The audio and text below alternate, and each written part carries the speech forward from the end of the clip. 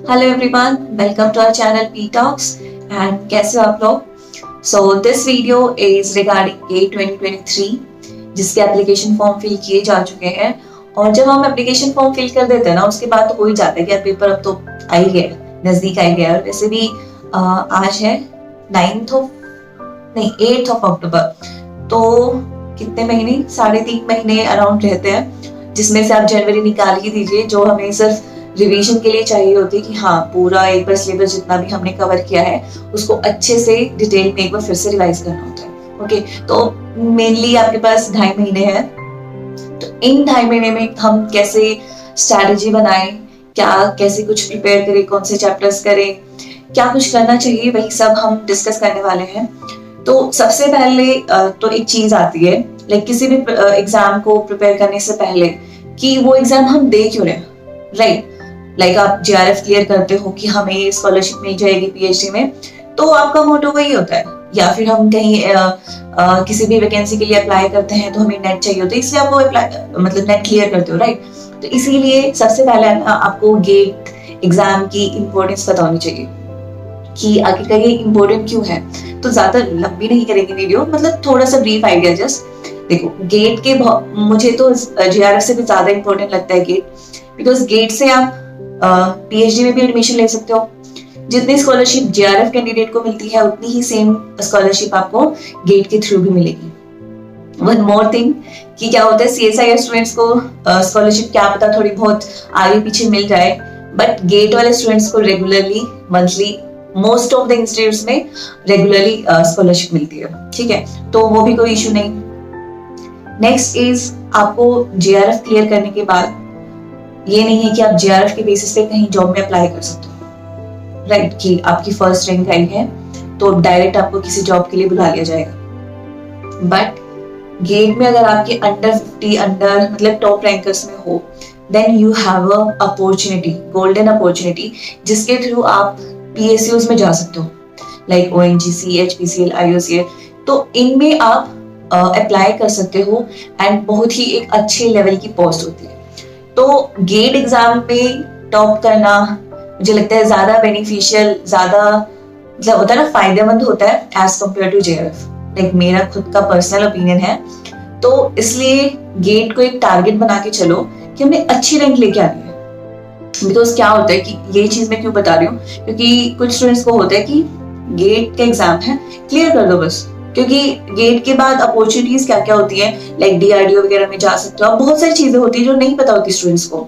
इसके बारे में I make like another video, detail video, जिसमें गेट के बाद में अपॉर्चुनिटीज क्या क्या होती है उसके बारे में डिस्कस करेंगे। ओके, तो आप सिर्फ ये लेके मत चलो कि यार सिर्फ गेट एग्जाम केमिस्ट्री वालों का होता है तो जस्ट क्लियर करके रख देते हैं।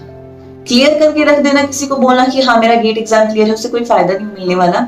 इसलिए इसके बाद की अपॉर्चुनिटीज के बारे में सोचो कि लाइफ सेट हो सकती है अगर आप इस एक एग्जाम में अच्छे से परफॉर्म करते हो तो। ओके, देन इसलिए क्लियर करना सिर्फ एक टारगेट मत रखना, हमें अच्छी रैंक लेके आनी है। ओके, नेक्स्ट इन इज कि रैंक तो लेके आनी है, और वो रैंक आएगी कैसे? या तो आपने, जैसे कि अगर आप CSIR के लिए आपने अभी अपीयर किया था तो ऑब्वियसली आपने कुछ प्रिपरेशन की होगी, या फिर नहीं की थी, अभी आपने सिर्फ स्पेसिफिकली गेट के लिए ही प्रिपेयर करना है, तो ऑब्वियसली आप ये चीज नहीं सोच सकते कि यार मैं फिजिकल इनऑर्गेनिक कर लेते हैं, ऑर्गेनिक मेरी वीक है तो छोड़ देते हैं। 3 सब्जेक्ट्स में से आप 2 सब्जेक्ट चूज कर लेते हो और एक को छोड़ते हो कि नहीं यार ये वीक है मेरा, तो नहीं हो पाएगा। अगर ये चीज लेके चलते हो आप, तो आप लिखवा लो, गेट में अच्छी रैंक आ ही नहीं सकती। बिकॉज CSIR में आपके पास चॉइसेस होती हैं बट गेट में नहीं होती।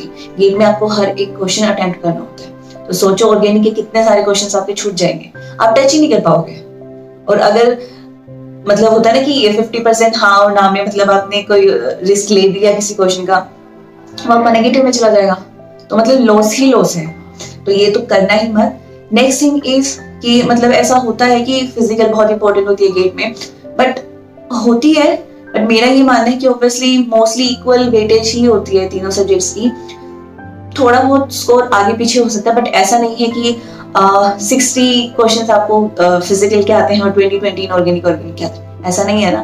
तो इसलिए तीनों ही सब्जेक्ट्स पे आपका अच्छा होल्ड होना चाहिए। Next thing is physically important क्यों? क्योंकि उसमें जो क्वेश्चंस आते हैं ना कंसेप्चुअल आते हैं, बहुत ज्यादा ये नहीं बोल सकते कि बहुत ही डिफिकल्ट लेवल के आते हैं, नहीं, थोड़ी कंसेप्चुअल आते हैं, लेंदी भी हो सकते हैं जिसमें आपको कैलकुलेशन करनी पड़ेगी, बट फॉर द कैलकुलेशन आपको गेट कैलकुलेटर प्रोवाइड किया जाता है। ओके, तो इसलिए जो गेट कैलकुलेटर होता है ना, फिजिकल जब आप प्रिपेयर करना स्टार्ट करते हो, एक चैप्टर करने के बाद जब आप उसके असाइनमेंट रिव्यू से क्वेश्चन करते हो, स्टार्टिंग से ही गेट कैलकुलेटर यूज करो, अपने फोन में डाउनलोड करो एंड स्टार्टिंग से ही आपको गेट कैलकुलेटर की आदत होनी चाहिए। उसको हमें कैसे यूज करना है, बिकॉज ट्रस्ट में गेट कैलकुलेटर अगर आप यूज करना स्टार्टिंग से शुरू करते हो ना तो वो बहुत ज्यादा टाइम सेव कर देता है। क्योंकि हम क्या करते हैं, जो होता है ना कि लास्ट में जाके देखते हैं कैलकुलेटर को, हम करते हैं लास्ट में ओके ठीक है ये दोनों मल्टीप्लाई किया, इसका जो आंसर है उसको लिख देते हैं नोटबुक में, फिर नीचे डिनोमिनेटर को सोल्व करेंगे, उसका जो आंसर आया वो लिख देते हैं, फिर कॉपी में से फिर से नोट करेंगे, डिवाइडेड बाय फिर से कॉपी में से नोट करेंगे, फिर हम उसका आंसर निकालते हैं। बट ऐसा नहीं होता, हम बिना पेन और नोटबुक को यूज किए हम डायरेक्ट गेट से मतलब कैलकुलेटर से सेव वगैरह करके मतलब विद इन 10 सेकेंड वो आंसर निकाल सकते हैं। ठीक है, तो इसलिए कैलकुलेटर स्टार्टिंग से ही आदत डालना कि कैसे यूज करना है। देन फिजिकल, इनऑर्गेनिक, ऑर्गेनिक तीनों को इक्वल मतलब वेटेज देना, ऐसा नहीं है कि एक को आप मतलब छोड़ ही दो। ठीक है, नेक्स्ट थिंग इज हाँ, अब बात आती है आप तीनों सब्जेक्ट कर रहे हो, कैसे स्टार्ट करें, राइट? वही होता है ना कि कैसे स्ट्रैटेजी होनी चाहिए। देखो सबसे पहले तो आई विल सजेस्ट कि जितना आपके पास टाइम पीरियड है, मान लो आप 31 दिसंबर तक ये सोचो कि आपका सारा सिलेबस कंप्लीट हो जाना चाहिए, ताकि आप जनवरी मंथ में सिर्फ आपकी रिवीजन हो अच्छे से, जहां पे आपको कॉन्फिडेंस गेन करना है कि हाँ मेरा सारा सिलेबस हो गया है, मैंने अच्छे से रिवीजन मेरी चल रही है। तो इसलिए टारगेट होना चाहिए 31 दिसंबर तक आपका सारा सिलेबस जितना आपने करना है वो कंप्लीट कर लो। उसके लिए क्या करना है, सबसे पहले नोटबुक उठाओ, आज जितनी डेट है और आपने जितना सिलेबस कर लिया है, जितना बचा है, या फिर जितना भी आपने कवर करना है, वो सारा सिलेबस एक ब्रीफली मतलब एक होता है ना रफ आइडिया आपको नोटबुक में होना चाहिए कि अक्टूबर मंथ में मैंने फिजिकल के ये चैप्टर कर लेने हैं, नवंबर में मैंने ऑर्गेनिक के ये करने हैं, या फिर मतलब जो भी है फिजिकल के या ऑर्गेनिक के ये मेजर टॉपिक्स मैंने अक्टूबर में करने हैं, नवंबर में मैंने ये करना है और दिसंबर में मैंने ये चैप्टर्स करने हैं। मतलब एक रफ आइडिया आपके पास होना चाहिए। ऐसे नहीं कि हाँ यार 3 महीने पड़े हैं, हो ही जाएगा, धीरे धीरे कर रहे हैं, एक चैप्टर शुरू कर दिया वो 3-4 दिन चले जा रहा है, ऐसे लगता है कि 3 महीने बहुत हैं अभी, तो वो 3 महीने कैसे चुटकियों में चले जाएंगे ना, आपको पता भी नहीं चलेगा। तो इसलिए एक रफ आइडिया लेके चलोगे जब आप नोटबुक में लिखोगे कि ये चैप्टर रहता है, और फिर क्या पता आपके पास पीछे मतलब होता है कि टाइम नहीं बचेगा कुछ चैप्टर्स के लिए, क्या टाइम नहीं बच रहा इन 3-4 चैप्टर्स के लिए, तो तब आपको लगेगा कि यार टाइम नहीं है। ठीक है, तो इसलिए फिर आप शुरू से ही एक माइंडसेट बना के चलोगे कि यार लास्ट में टाइम नहीं बच रहा, तो मैंने जो टाइम टेबल या फिर जो मैंने एक रफ आइडिया लिया है उसी के हिसाब से चलना पड़ेगा, अदरवाइज फिर सिलेबस नहीं हो पाएगा तो गया पेपर, राइट? तो इसलिए स्टार्टिंग में ही रफ आइडिया बना लेना। उसके बाद रफ आइडिया जब बना लोगे देन आपको प्रिपरेशन स्टार्ट करनी है।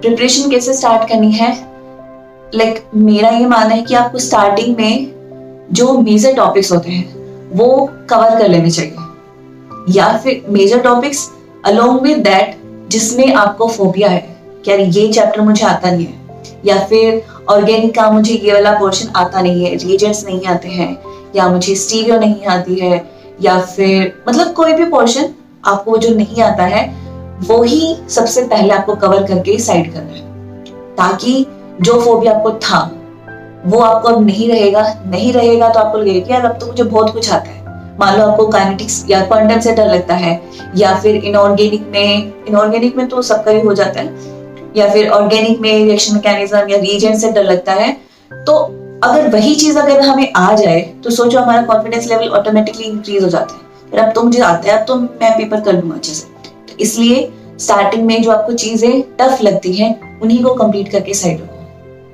ताकि अभी आप थोड़ा बहुत टाइम दे सकते हो एक्स्ट्रा, बट जैसे जैसे टाइम आगे जाता जाएगा ना, आप घबराते जाओगे, प्रेशर में आते जाओगे, और प्रेशर में जो चीज से पहले ही डरते थे वो चीज आप अच्छे से नहीं कर पाओगे, और क्या करोगे लास्ट में उसको छोड़ ही दोगे कि यार अब की बार नहीं होगा ये। तो ऐसे मत करना।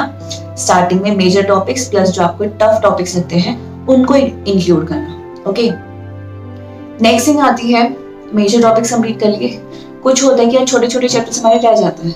उन छोटे छोटे टॉपिक्स पे आप क्या करो कि इतना ज्यादा टाइम वेस्ट मत करो कि आप मतलब उनको 10 बार 20 बार रिवाइज कर रहे हो, क्योंकि वो इजी टॉपिक्स होते हैं। लाइक मान लो आप सॉलिड स्टेट है, कुछ फॉर्मूलेज ही होते हैं, ऐसा नहीं है कि उसको बार बार पढ़ना पड़ता है। तो उसको ऐसे करो कि बीच बीच में कभी कभी पढ़ लो, क्वेश्चंस एक बार अच्छे से क्लियर करके रख दो उनको, बस लास्ट में फॉर्मूला ही देखने हैं। ठीक है, तो उन पे टाइम वेस्ट ना करके वो वाला टाइम आप किसी ऐसे टॉपिक में यूज करो जो आपको टफ लगता है, जिसमें आप ज्यादा अटकते हो। इससे क्या होगा कि बैलेंस बन जाएगा, जो आपको टफ लगती थी वो चीजें आपके लिए इजी हो जाएंगी।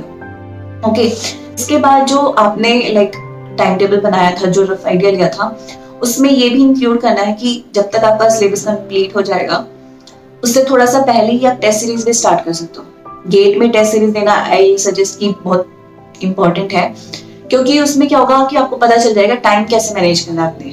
क्योंकि गेट में मुझे लगता है ज्यादा टाइम मैनेजमेंट की प्रॉब्लम होती है as compare to CSI, because मैंने खुद ने फेस किया है।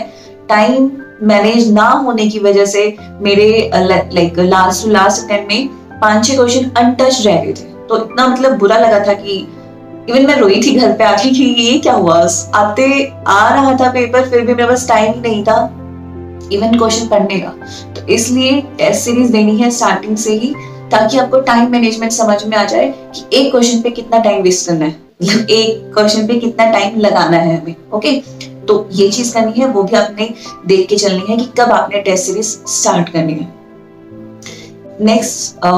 नेक्स्ट इज कि जब भी आप प्रिपेयर कर रहे हो, कोई भी चैप्टर प्रिपेयर कर रहे हो, तो मेक श्योर कि आप उस चैप्टर को कंप्लीट करने के बाद उसके प्रीवियस ईयर क्वेश्चन, जो भी आप जहां से भी आप कंटेंट पढ़ रहे हो, वो कंटेंट पढ़ने के बाद जहाँ वो लोग आपको असाइनमेंट प्रोवाइड कर रहे हैं, क्लास टेस्ट ले रहे हैं, कुछ भी ले रहे हैं, आप वो उसके साथ की साथ करो।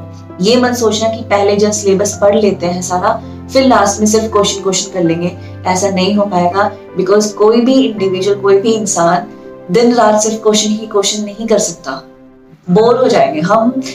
3 घंटे का एक पेपर देते हैं ना, अगर हमें बोले कि 15 मिनट का ब्रेक देके एक और 3 घंटे का पेपर देना, तो नहीं हो पाता, हमारी एफिशिएंसी कम हो जाती है। तो इसलिए ये मत छोड़ देना कि लास्ट में सिर्फ क्वेश्चन देखेंगे। अभी की अभी चैप्टर पढ़ा, क्वेश्चन दिए, प्रीवियस ईयर किया, असाइनमेंट्स किए, क्लास टेस्ट दिया।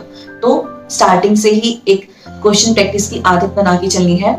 नेक्स्ट एक आदत होनी चाहिए स्टार्टिंग से ही टाइम वेस्ट नहीं करना कहीं पे भी। आप सोच लो 2.5 महीने या 3 महीने ही है आपके पास अभी अच्छे से पढ़ने के लिए, तो उसमें आप ये रिस्क नहीं ले सकती कि आप कहीं घूमने जा रहे हो, दोस्तों के साथ चिल मार रहे हो, सोशल साइट्स यूज कर रहे हो। तो इस टाइम में ना, अगर सीरियसली आपने मतलब प्रिपेयर करना है, सीरियसली आपने एक रैंक को टारगेट किया है कि नहीं मुझे ये वहां जाना है, मुझे उधर गेट के बेसिस पे वहां पे एडमिशन लेना है या पे जॉब करनी है, तो माइंड में सिर्फ हमारा टारगेट गेट होना चाहिए, बस दैट्स इट। फोन में कोई फालतू की ऐप नहीं होनी चाहिए, कोई बाहर पार्टी वगैरह, बाहर घूमने जाना, कुछ भी नहीं होना चाहिए। सिर्फ आप और आपकी केमिस्ट्री की नोटबुक्स, बस, इसके अलावा कुछ भी नहीं। ठीक है, तो मतलब टाइम मैनेजमेंट ऐसा कोई रूल नहीं होगा। लाइक मुझसे पूछते हैं कि टाइम कैसे मैनेज करें, तो कोई रूल नहीं होता टाइम मैनेजमेंट का, सब हमारे दिमाग में फिट होता है। हम अपने आप निकाल लेते हैं टाइम, अगर हमें निकालना होता है। हमें कोई चीज इंपॉर्टेंट लगती है तो उसके लिए टाइम हम अपने आप कहीं ना कहीं से निकाल ही लेते हैं। ओके, एंड अब बात आती है, मान लो आपने सब प्रिपेयर कर लिया कि कब मैंने क्या क्या करना है। एक चीज आती है कि हम बुक्स कौन कौन सी रेफर करें। ओके, तो इसके लिए देखो 2 चीजें हैं। एक तो अगर आपने सिलेबस पहले से कवर कर रखा है, CSIR के लिए आपने अच्छे से कवर कर लिया था, तो अभी मान लो कि आप वही चीजें 3 महीने फिर से वही चीज रिपीट करोगे, इससे अच्छा है तब आप बुक्स पढ़ सकते हो। कि हाँ, मतलब जैसे ऑर्गेनिक के लिए आप क्लेडन पढ़ सकते हो, पूरी क्लेडन में गेट में कभी कभी डायरेक्ट एग्जाम्पल्स क्लेडन से उठा लिए जाते हैं, कोई पढ़ सकते हो। तब आप बुक्स को रेफर कर सकते हो कि अभी आपके पास 1-1.5 महीना आप पढ़ाई कर सकते हो। लेकिन अगर आपने सिलेबस ही कवर नहीं किया, या फिर आप सोच रहे हो कि अब मैंने सिर्फ 60% सिलेबस किया हुआ है तो मैं बुक पढ़ लेता हूँ 60%। नहीं, ट्राई करो जो 40% बचा हुआ है उसमें से आप 30% सिलेबस और इंक्लूड कर लो, क्योंकि सिलेबस इंक्लूड करना ज्यादा बेनिफिशियल है एज कंपेयर टू वो टाइम आप किसी बुक में लगाओ। ओके, क्योंकि बुक से इतनी सारी चीजें पढ़ना जिसमें से फिर सिर्फ 3-4 क्वेश्चन आएंगे, या फिर कंटेंट 30% सिलेबस का इंक्लूड कर लेना जिसमें से काफी 10-15 क्वेश्चन आ सकते हैं, तो वो ज्यादा बेनिफिशियल होगा। ओके, तो या आई थिंक यही चीजें थी अभी के लिए इंक्लूड करने के लिए। बाकी लाइक दिसंबर एंड तक जब सिलेबस आपका कंप्लीट हो जाएगा, देन लास्ट मंथ में कैसे चीजें हैंडल करनी है तो हम उसके बारे में तब बात करेंगे। ओके, सो या अभी के लिए इतना ही, and all the very best. Tata, bye bye.